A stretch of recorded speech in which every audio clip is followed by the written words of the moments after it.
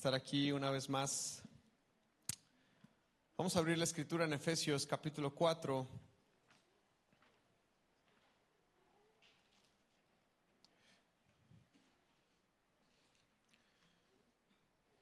Y en esta ocasión vamos a leer del versículo 11 al 16. Dice así la escritura: Ahora bien, Cristo dio los siguientes dones a la iglesia: los apóstoles, los profetas, los evangelistas y los pastores y maestros. Ellos tienen la responsabilidad de preparar al pueblo de Dios para que lleve a cabo la obra de Dios y edifique la iglesia, es decir, el cuerpo de Cristo. Ese proceso continuará hasta que todos alcancemos tal unidad en nuestra fe y conocimiento del Hijo de Dios que seamos maduros en el Señor, es decir, hasta que lleguemos a la plena y completa medida de Cristo. Entonces ya no seremos inmaduros como los niños, no seremos arrastrados de un lado a otro ni empujados por cualquier corriente de nuevas enseñanzas. No nos dejaremos llevar por personas que intentan engañarnos con mentiras tan hábiles que parezcan la verdad. En cambio, hablaremos la verdad con amor y así creceremos en todo sentido hasta parecernos más y más a Cristo, quien es la cabeza de su cuerpo, que es la iglesia. Él hace que todo el cuerpo encaje perfectamente y cada parte, al cumplir con su función específica, ayuda a que las demás se desarrollen y entonces todo el cuerpo crece y está sano y lleno de luz. Del amor de Dios. En el domingo anterior iniciamos esta miniserie dentro de la serie de los dones del Espíritu.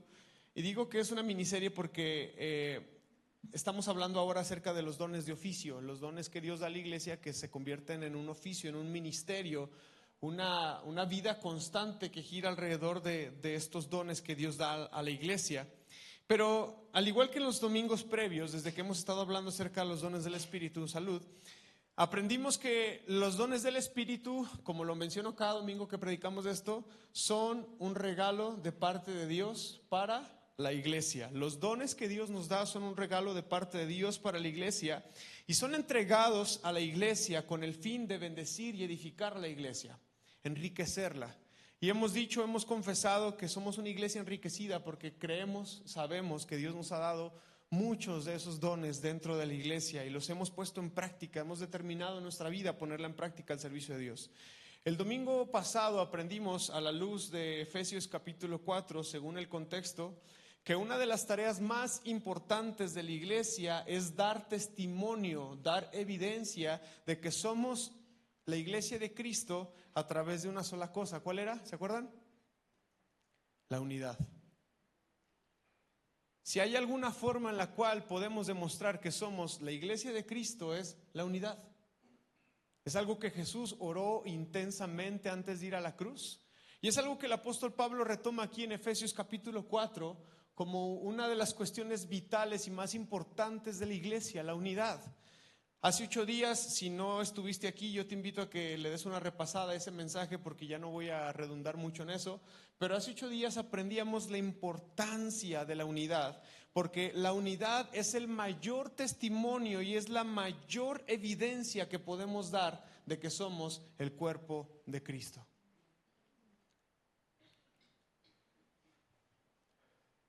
Si estamos aquí pero tenemos algo en contra de nuestro hermano, si estamos aquí pero tenemos algo en contra de algún líder, tendríamos que detenernos a reconsiderar y valorar si estamos manteniéndonos unidos a Cristo.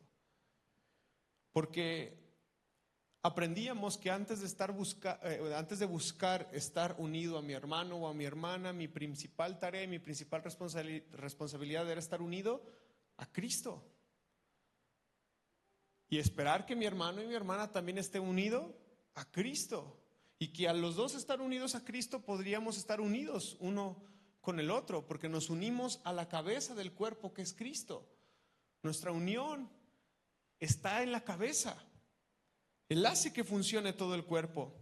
Y naturalmente, como la iglesia tiene una dimensión espiritual, que es de la cual nos habla la Escritura y es preciosa, es hermosa esta dimensión, todo lo que la iglesia es y representa, pero también la Escritura tiene una dimensión que no nada más es espiritual, sino que también es humana. Y ahí es donde decimos, ay caray, esto es la iglesia. Ahí es donde a veces entramos en conflicto en medio de las relaciones humanas, porque justamente en medio de las relaciones humanas pueden pasar muchas cosas y pueden existir muchas diferencias. ¿Verdad que sí? Hombre, si con quien nos casamos, con quien amamos y decimos es todo para nosotros, hay conflictos, cuanto más con personas con las que nos relacionamos que a veces no pensamos necesariamente igual. Eso sucede en cualquier estructura humana y a veces también sucede en la iglesia en su dimensión humana, en su dimensión natural, y debido a ello el apóstol Pablo exhortaba a la iglesia de Éfeso a 4 cosas: a buscar la unidad. ¿Se acuerdan haciendo qué? Practicando la humildad, la amabilidad, la tolerancia y la paciencia. Estuvimos hablando de esos 8 días, ¿se acuerdan? Cómo el apóstol Pablo insta a la iglesia a que busque, intensamente busque esto. No en el otro, en uno mismo. No busco que mi hermano sea amable, yo busco ser amable. No busco que mi hermano me tolere, yo busco tolerarlo a él. No busco que mi hermano sea humilde, yo soy el que es humilde.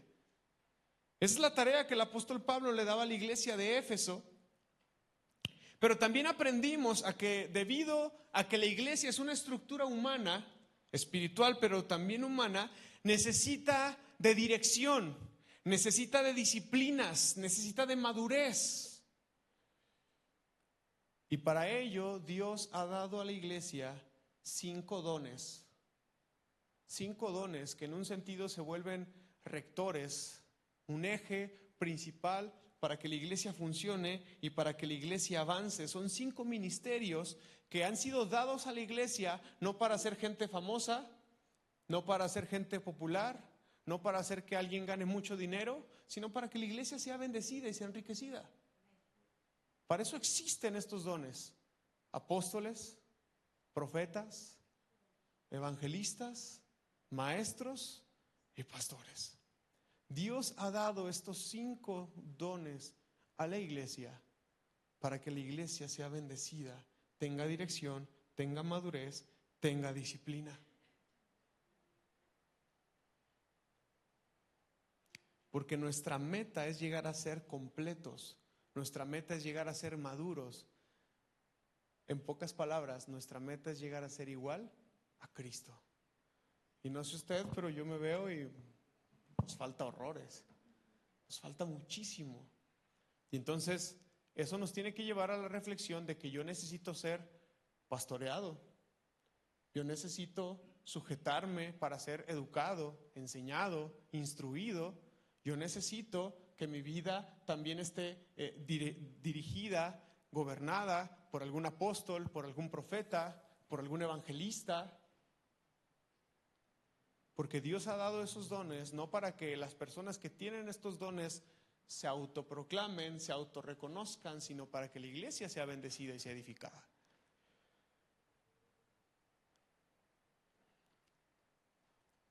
Así que a diferencia de los dones de Corintios que habíamos estado predicando de ellos en meses anteriores, los dones de Efesios son dones de oficio.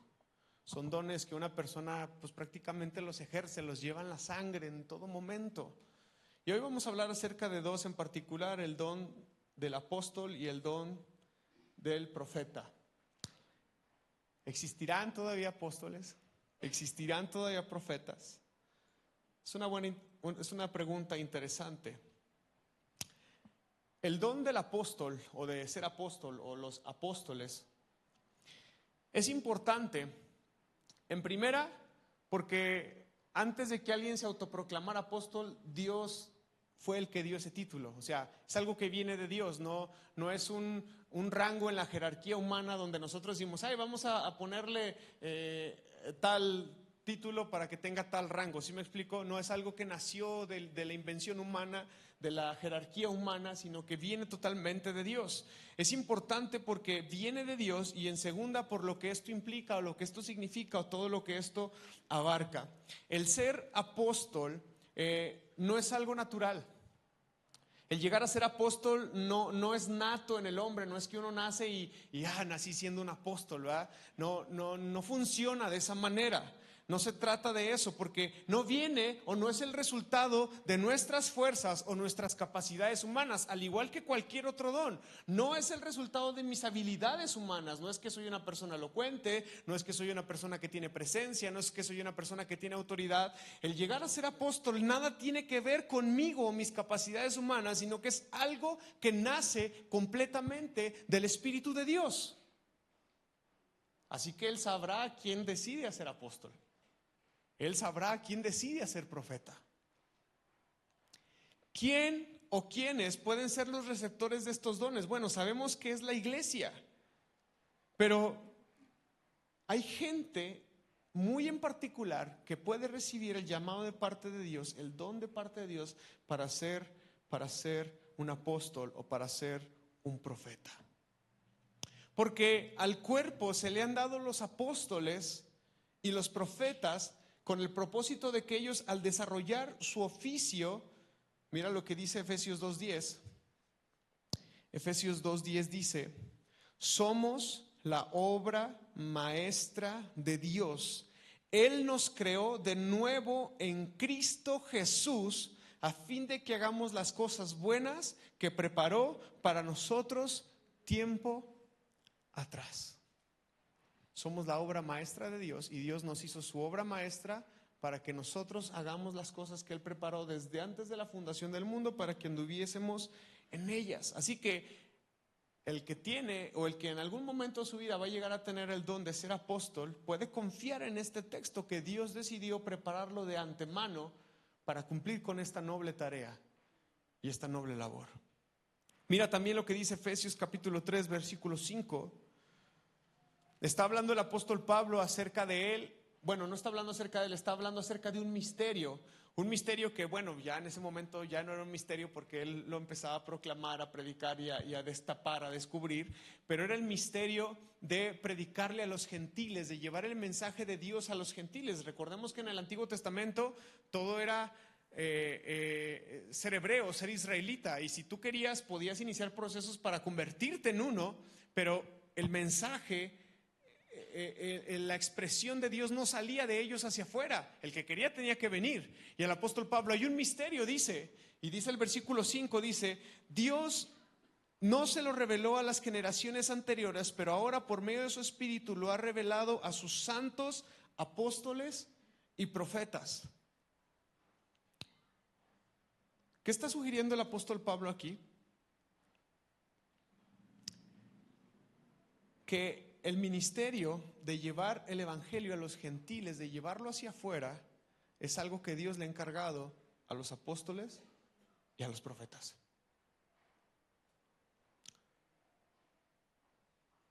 Entonces, estamos hablando mucho de un apóstol, pero ni siquiera hemos dicho qué es un apóstol, ¿verdad? ¿Qué es un apóstol? Es una palabra griega, apóstolos, que significa enviado, que en el Antiguo Testamento, naturalmente por ser una palabra griega, nosotros no la encontraríamos en el Antiguo Testamento, pero una forma de sí encontrarla en el Antiguo Testamento, pues es tal cual como la palabra enviado, lo que traduciríamos como enviado al español. ¿Se acuerdan del estanque del Siloé? Que dice en nuestras Biblias que traducido significa enviado.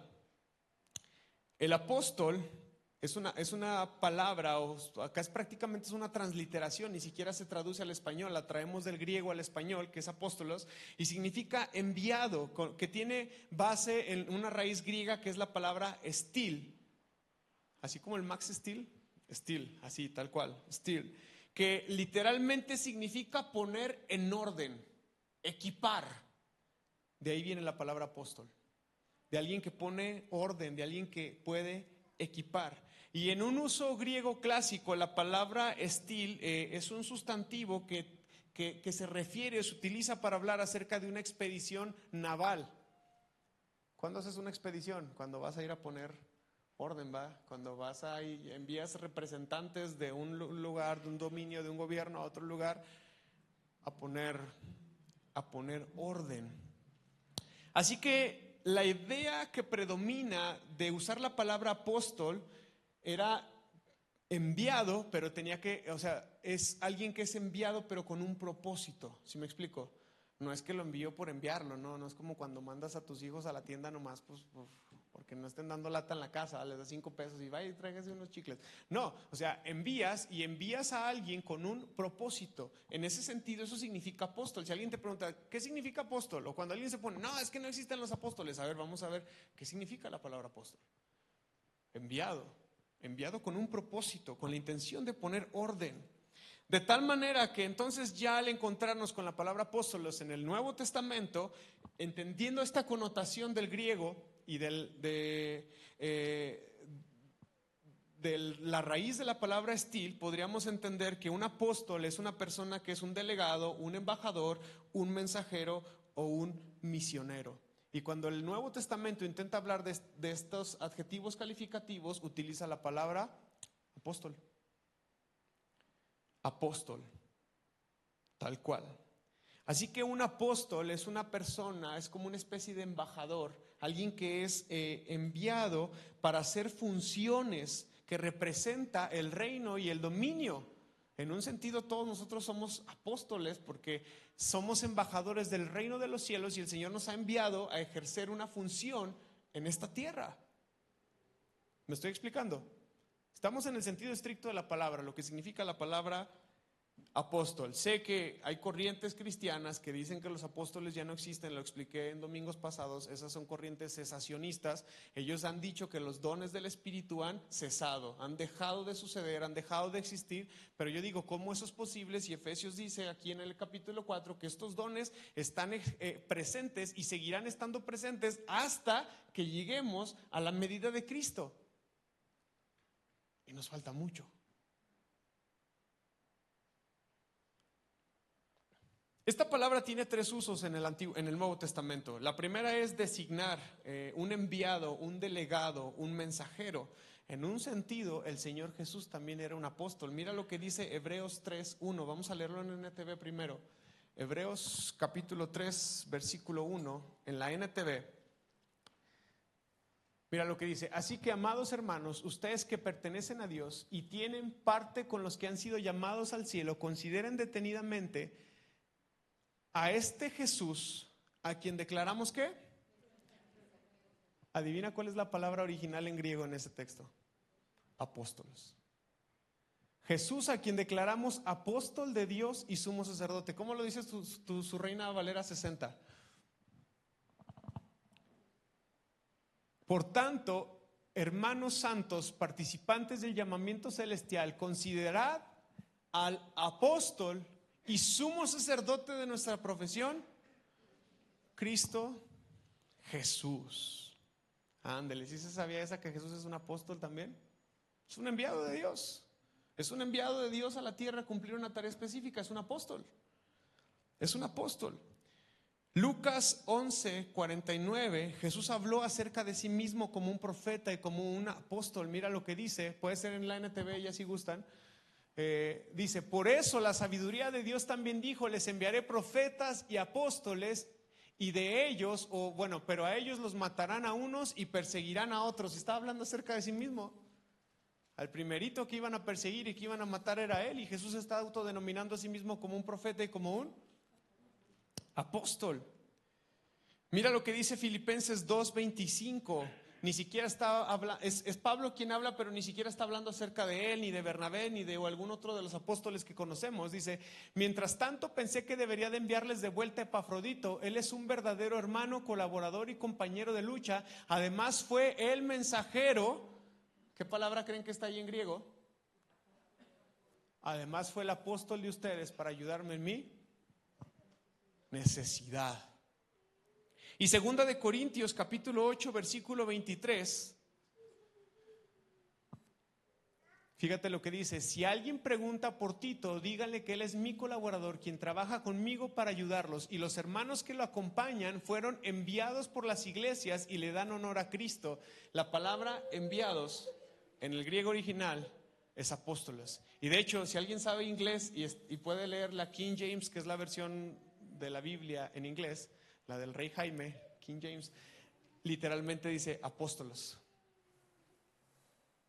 Ellos traducen la palabra y la dejan tal cual en la versión King James.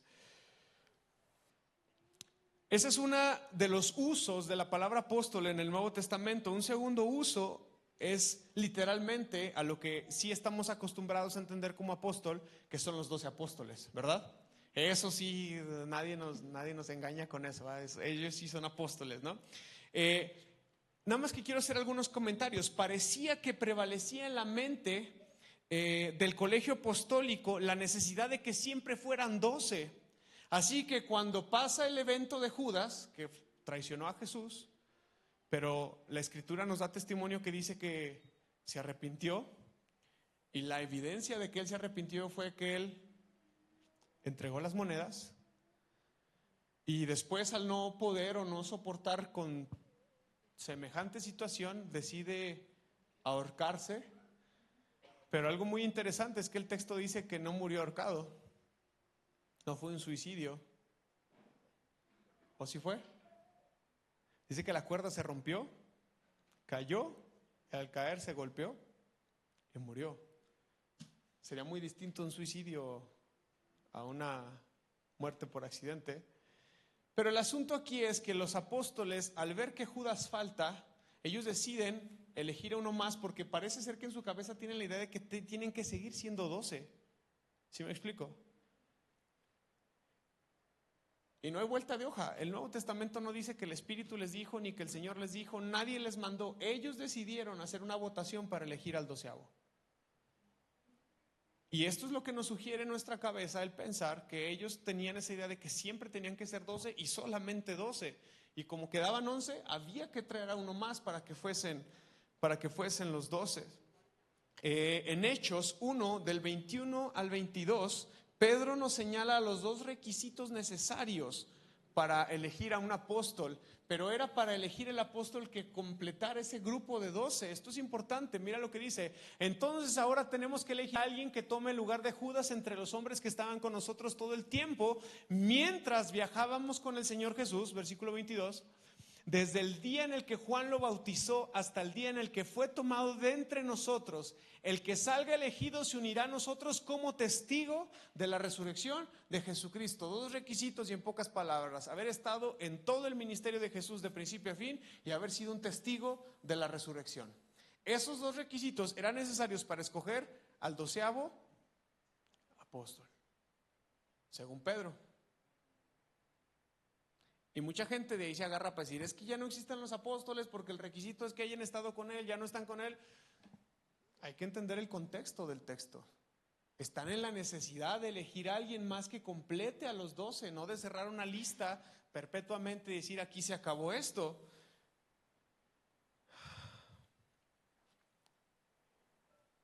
El asunto aquí es que Pablo sí cumplía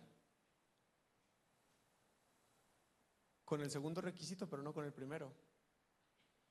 Y Pablo se autodetermina a sí mismo como un apóstol.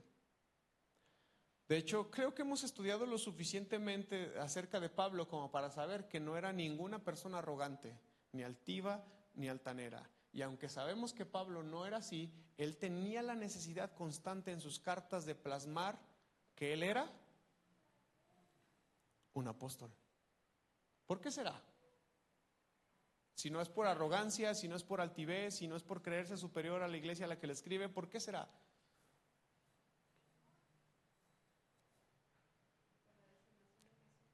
Por la designación del Señor y para respaldar su obra apostólica. Porque justamente en una de las cartas, más adelante vamos a ver el texto, el apóstol Pablo dice: hay muchos que se dicen ser profetas y son bien piratas, son falsos. Porque en los tiempos de Jesús se levantaron falsos cristos. Hace como 4 o 5 años predicamos acerca de eso. Y también se levantaron falsos profetas y falsos apóstoles.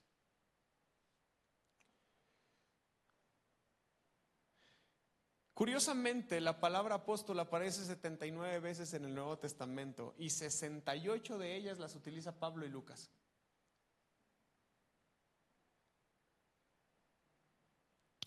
Apóstol. Ahora, lo que doctrinalmente sí hemos estado de acuerdo todos los cristianos es que las enseñanzas de los apóstoles son la norma, la base doctrinal para regir la vida cristiana. ¿Están conmigo en eso? En un sentido estamos de acuerdo en que el canon se cerró, que ya no hay nada más que agregarle o adjudicarle al título de decir esto es palabra de Dios y Dios dice esto que es nuevo, pues sería algo muy raro, ¿verdad? Pero sí pasa, lamentablemente hay muchos movimientos, sobre todo los neopentecostales, que llevan eso al extremo y a veces se puede salir de control, de querer adjudicarle a las palabras de hombres y decir que son palabra de parte de Dios. Y entonces, para cuidar a la iglesia celosamente de eso, se ha establecido que la enseñanza fundamental del desarrollo de la iglesia debe ser la enseñanza de los apóstoles. Y todo cristiano hemos estado de acuerdo con eso. Mira lo que dice Hechos 2:42. Todos los creyentes se dedicaban a las enseñanzas de los apóstoles, a la comunión fraternal y a participar juntos en las comidas, entre ellas la cena del Señor y la oración. Perseveraban en eso. Naturalmente, las enseñanzas de Jesús y lo que los apóstoles estaban empezando a enseñar. Inclusive Pablo es el que, aquí a la luz de Efesios capítulo 4, versículo 11, Pablo es el primero en reconocer la autoridad apostólica. De esa lista de 5, ¿en qué lugar queda el apóstol? En el primer lugar. Es el primero que Pablo menciona. Y Pablo era una persona demasiado letrada y demasiado educada como para ser cuidadoso de esa clase de detalles. Ahí está el apóstol Pablo reconociendo la autoridad apostólica de sus consiervos, los que sí habían estado con Jesús y eran testigos de la resurrección.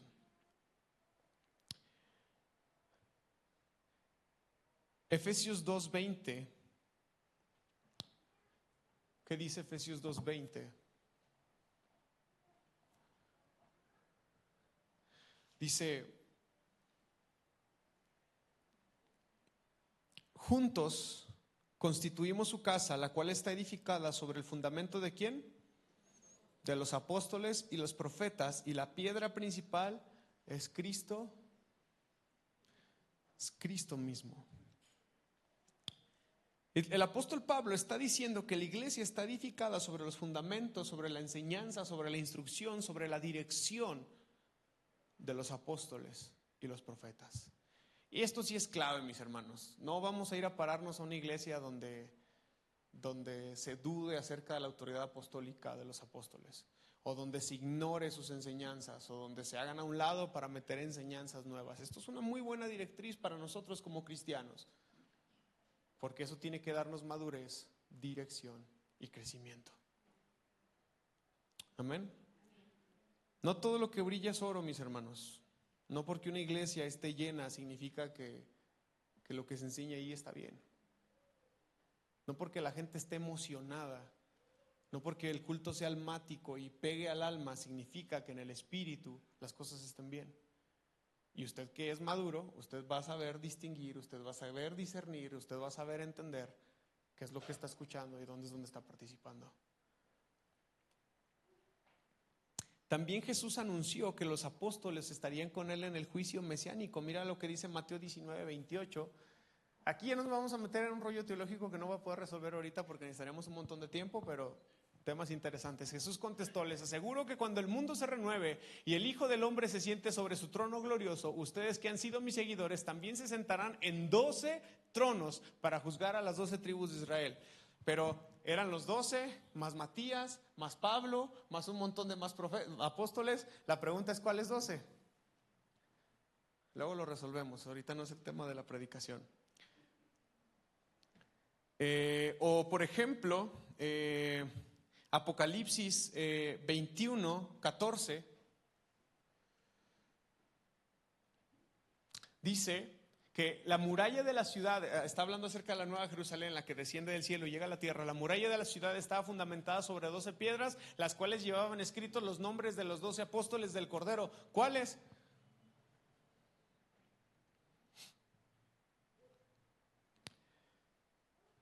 Todo tiene respuesta, pero no me voy a meter en eso porque no es el fin de la predicación. Pero les comento todo esto porque Jesús mismo hablaba acerca de sus apóstoles.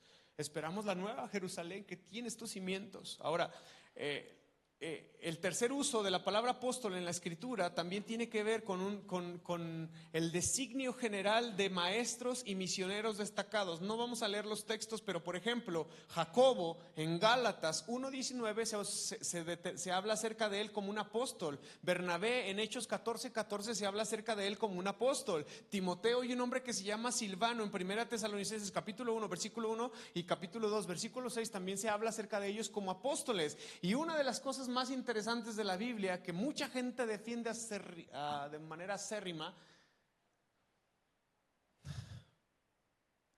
Andrónico y Junias, una mujer apóstol.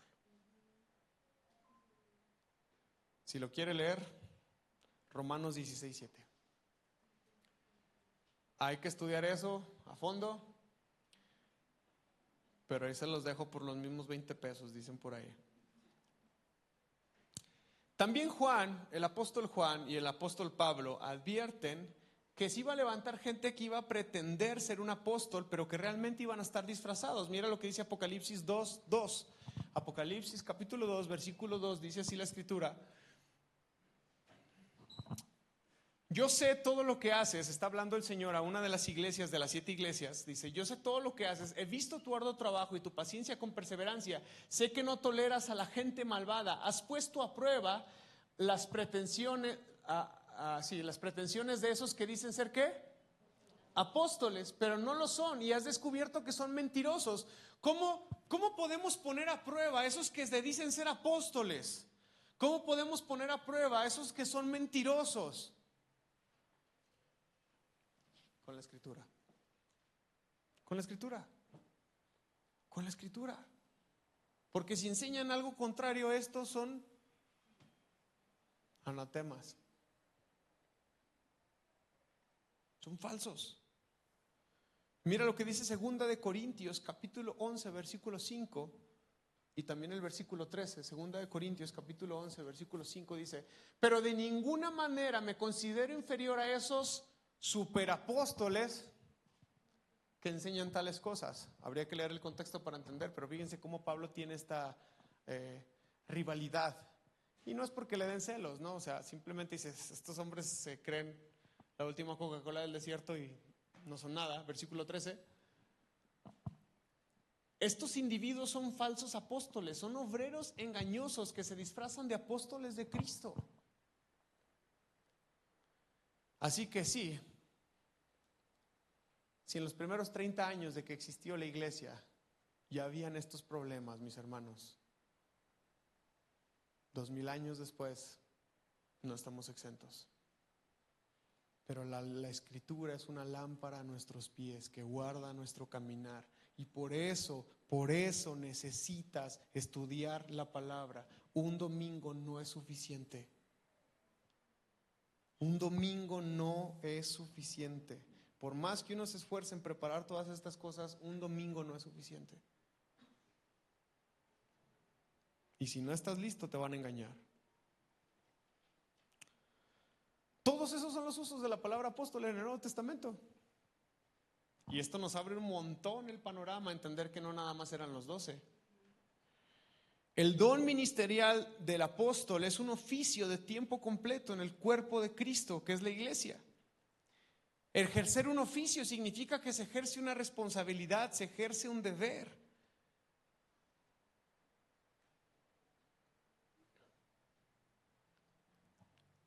Los apóstoles, los 12 apóstoles, desarrollaron una función que jamás podrá desarrollar algún otro miembro de la iglesia de Cristo. Ellos pusieron los fundamentos sobre los cuales la iglesia se edifica y se construye. Ellos participaron en el establecimiento de la iglesia global o mundial. El lugar que ellos ocupan en la historia de la iglesia y en la iglesia misma jamás va a ser superado. Tampoco se puede repetir. Pero el tener un don de ser apóstol, eso está en vigencia hasta que Cristo vuelva.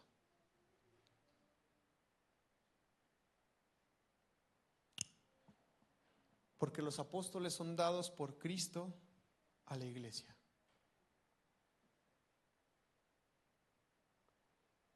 Si usted ve que alguien se anda autoproclamando apóstol, cuidado. Le voy a decir algo, a veces los apóstoles son apóstoles y ni lo saben. Y no necesitan saberlo. Siervo inútil, ¿no? Dice la parábola. Hice lo que tenía que hacer.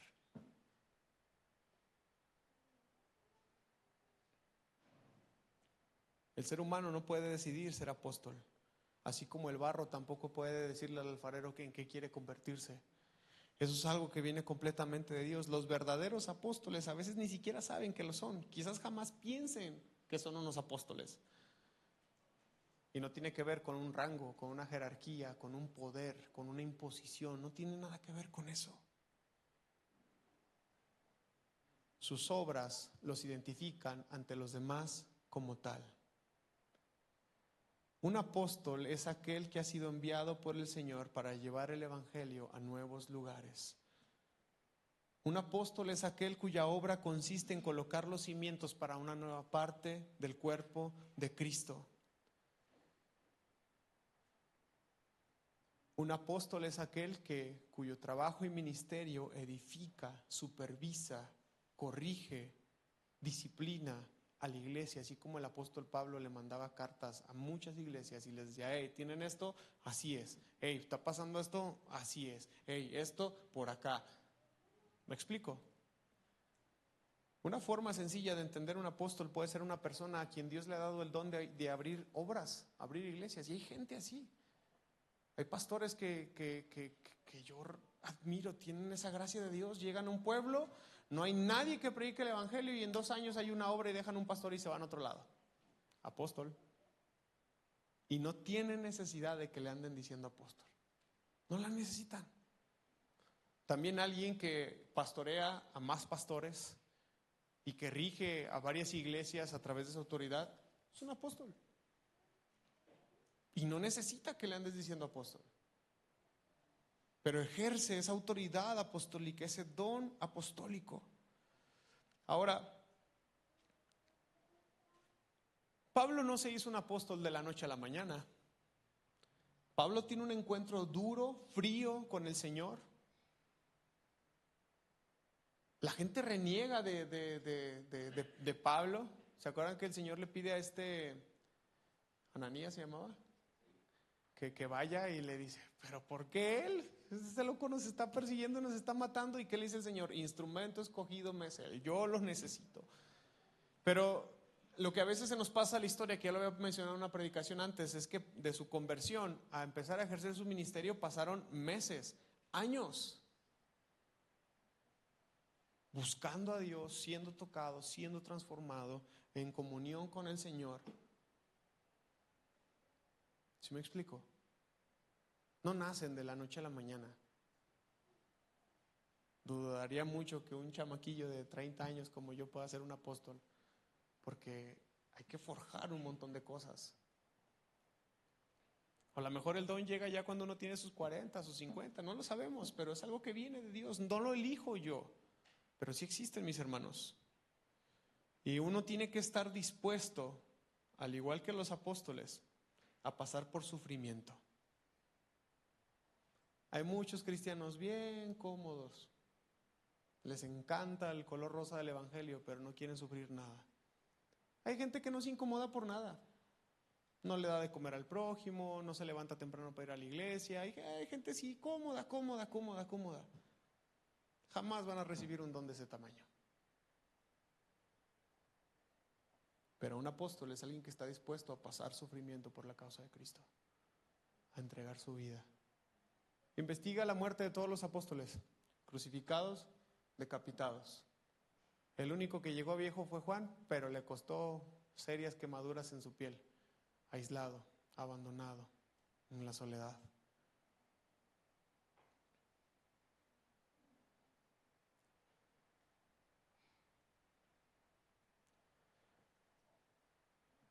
Sí existen los apóstoles. Y sin duda alguna son personas extraordinarias. Y a veces ni lo saben. Pero los hay. Y bendicen a la iglesia. Bendicen al cuerpo de Cristo. Rápidamente los profetas, porque ya había predicado acerca del don de profecía, ¿se acuerdan? Va a ser prácticamente lo mismo, pero 24/7. Porque un profeta es alguien que ejerce el don de profecía en todo tiempo. Y para introducir el tema del profeta, quiero hablarte acerca de David. Porque la historia de David se narra en el Antiguo Testamento, el rey David, el cual también fue un profeta. ¿Verdad que sí? Analizamos la vida de David y nos damos cuenta que David no fue escogido ni por su edad, ni por su rango, ni por su servicio, ni por su oficio. De hecho, David no iba a ser escogido. O sea, la realidad es que si el Señor no se le pone firme a Samuel, me han pasado página con él. En cuanto vio al primero Eliab, Samuel ya estaba así, sí, ese, fortachón, grandote, ese. No, Samuel no. ¿Y qué es lo que le dice el Señor a Samuel? Todo lo que tú ves, todo lo que a ti te gusta, no es. No funciona así. Bueno, el segundo, tampoco. Tercero, tampoco. Isaí ni siquiera consideró en presentar a David en la lista. Es Samuel el que insiste y le dice, ¿hay alguien más? Ah, sí, tenemos un muchacho ya loco pastoreando ovejas, se fue hace un mes y no ha vuelto. No sé. ¿Y cuál es la enseñanza que el Señor le hace a Samuel? Le dice, yo no miro nada de lo que tú ves. Es el corazón. Lo que miramos es el corazón. Mira lo que dice Hechos 13:22. Pero Dios quitó a Saúl y lo reemplazó con David, un hombre de quien Dios dijo, he encontrado en David, hijo de Isaí, a un hombre conforme a ¿qué? A mi propio corazón. Él hará todo lo que yo quiero que haga. O sea, no solamente tenía un corazón como el corazón del Señor, sino que era alguien dócil y obediente.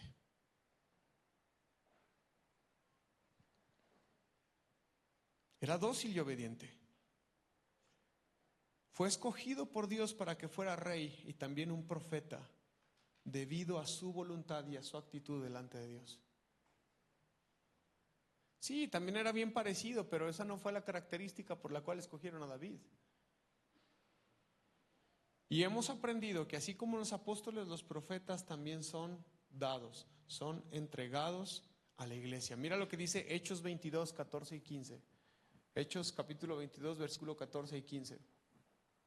Después me dijo, el Dios de nuestros antepasados te ha escogido para que conozcas su voluntad y para que veas al justo y lo oigas hablar.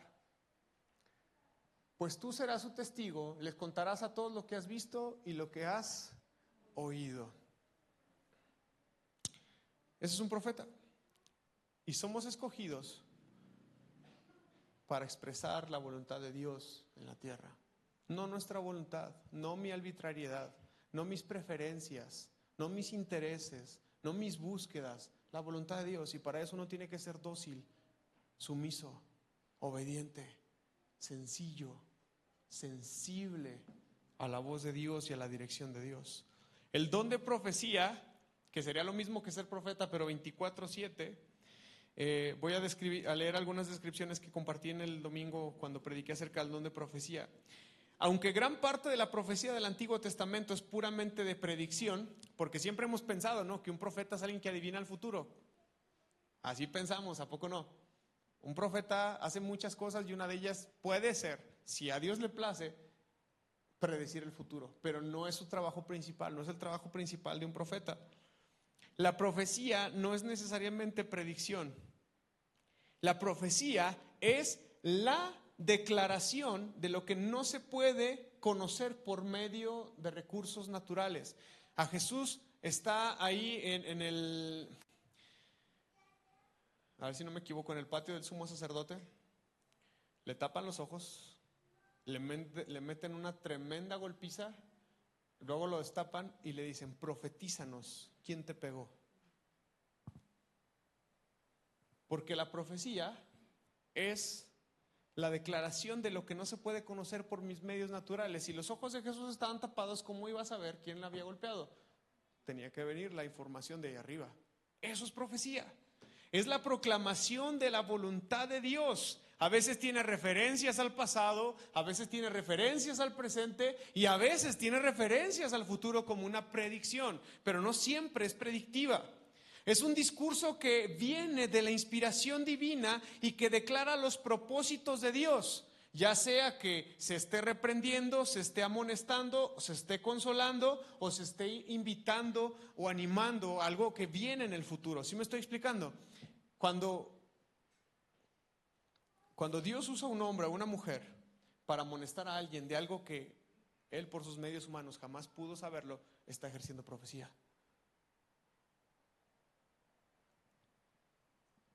¿Me explico?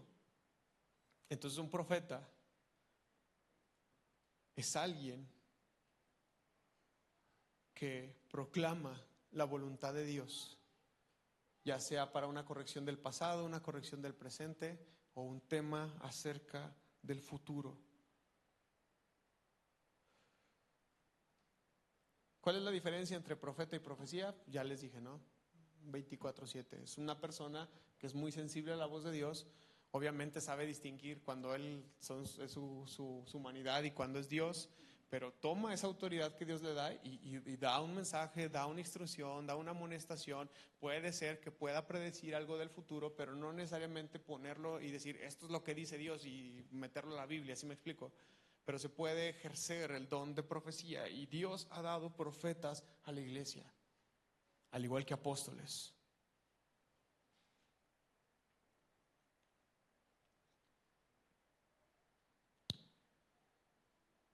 El gran valor de la profecía, el momento detonante fue cuando Pedro predicó su primera vez ahí en el Pentecostés, ¿se acuerdan? En serio, mis hermanos, ustedes leen los evangelios y no es el mismo Pedro de los evangelios al Pedro predicando en Hechos. No es. Es otro mono, es otra persona completamente nueva, diferente y transformada. ¿Por qué? Por la profecía. Era un pescador, mis hermanos, y hace unas disertaciones teológicas impresionantes. Todavía de Pablo dices, pues estaba bien estudiadote, bien leído. Pedro no. Y viene y te saca la palabra y empieza a citar el Antiguo Testamento. En serio, los invito a que lean la predicación de Pedro. Es impresionante. Eso es profecía.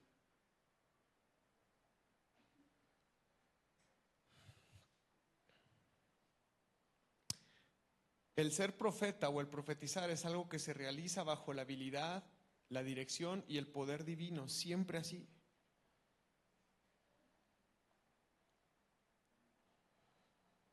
Y algo que aprendimos algunos domingos cuando hablamos del don de profecía es que debemos de profetizar de acuerdo a nuestra fe y que la profecía, cuando tú escuchas profecía, debe ser limitada y someterse a prueba.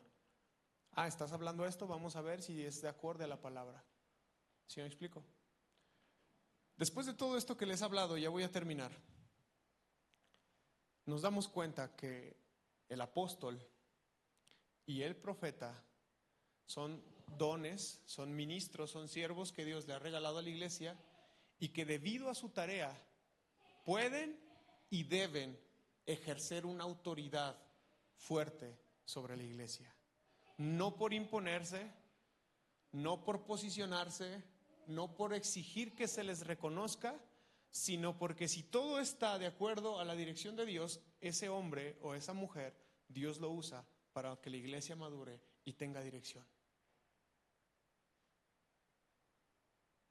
Y como cristianos, al igual que los próximos 3 dones que nos faltan hablar, tenemos que ser lo suficientemente maduros para acatar, para escuchar, para recibir amonestación cuando viene de alguien que está siendo utilizado por Dios para bendecir a la iglesia.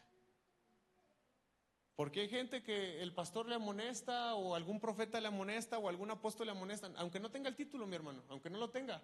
Pero viene una amonestación de parte de Dios, sabes que es una realidad para tu vida y te ofendes.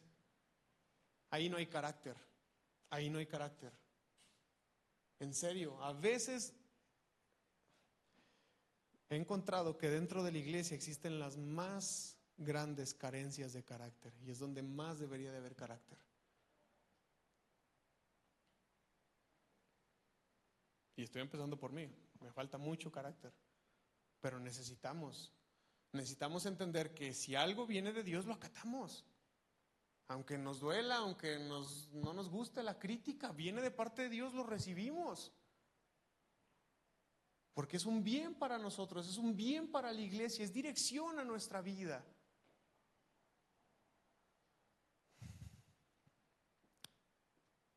Vamos a orar. Vamos a darle gracias a Dios por estos dos. Quizás lo tienes y ni cuenta te has dado. Quizás el que está al lado de ti o el que se preocupa por ti, el que te amonesta y te instruye, es alguien que Dios usa para eso. Buen Dios, te damos gracias en esta tarde. Seguimos insistiendo. Somos tu iglesia, queremos ser tu iglesia. Queremos estar unidos a ti, Señor. Unidos a ti, Dios. Unidos a Cristo. Por lo tanto, sujetos los unos a los otros. Por lo tanto, obedientes los unos a los otros. Señor, hemos confesado que somos una iglesia enriquecida. Y yo no tengo duda, Dios, de que como iglesia global, pero también como iglesia local, tenemos profetas y tenemos apóstoles. Quizás entre nosotros o quizás no en nuestras filas, pero quizás nos visitan, quizás vienen y traen amonestación de parte tuya. Ayúdanos, Señor, a discernir. Ayúdanos a entender que es una extensión de tu reino. Ayúdanos a entender, Señor, que ellos son un bien para la iglesia, que la edifican, que la bendicen. Ayúdanos a entender que nuestra mayor ambición no es nuestra comodidad, no es nuestro confort. Nuestra mayor ambición no es llegar a fin de mes, nuestra mayor ambición no es llegar a tener una iglesia bonita, instalaciones bonitas. Nuestra mayor ambición es llegar a ser como Cristo. Ayúdanos a entender eso en nuestra mente, en nuestro corazón. Ayúdanos a caminar de tal forma que seamos cristianos con carácter, dispuestos a aceptar la amonestación, dispuestos a aceptar la corrección, dispuestos a aceptar la exhortación, porque el único fin y la única ambición que perseguimos es parecernos más a ti, Señor. Ayúdanos, Señor, para que eso suceda. Gracias, porque somos una iglesia enriquecida. Gracias por los dones que has derramado sobre toda la iglesia y sobre todo aquel que es parte del cuerpo de Cristo. Gracias, Señor, por aquellos regalos que nos has dado, los cuales bendicen a la iglesia, la edifican y la hacen crecer para gloria tuya y para gloria de tu nombre y no nuestra. Como decía el salmista, no a nosotros, oh Dios, no a nosotros, sino a tu nombre sea dada toda la gloria por tu fidelidad y tu bondad. En el nombre de Jesús, amén.